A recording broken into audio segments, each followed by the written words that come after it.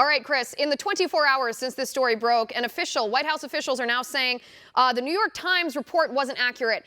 And it's not just the White House saying this. CNN of all places, Jake Tapper of all people, is saying his sources tell him the New York Times report is not accurate. And this was not portrayed. This classified briefing of lawmakers was not portrayed by the New York Times the way that it actually happened. Amazing. Amazing. Shocking, isn't it? Astonishing. So, right. So, you know what that is? That's called weaponization. Oh, right? it sure is. Let's just be. That's right. So, the 5 leaks, let's be clear about this. The 5 leaks of that information, each of those is a felony.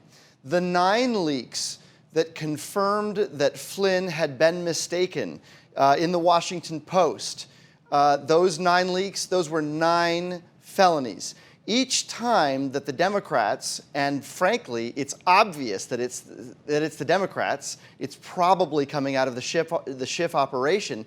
Each time that they leak, they are committing felonies. So people are worried about Russian interference in the elections, not, strangely, about the felonies being committed by the Democrats.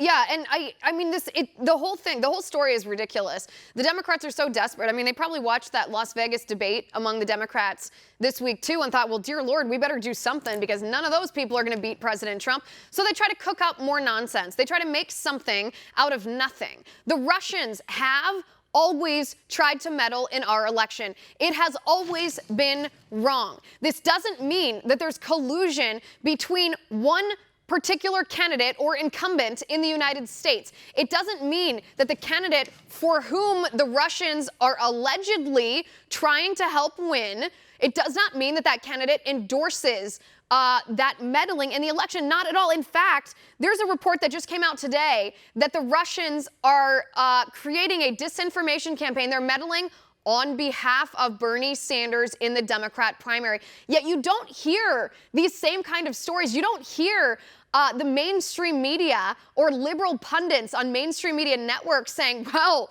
Bernie Sanders is a puppet of Putin, I suppose, because Putin wants him to win the primary. You don't hear that.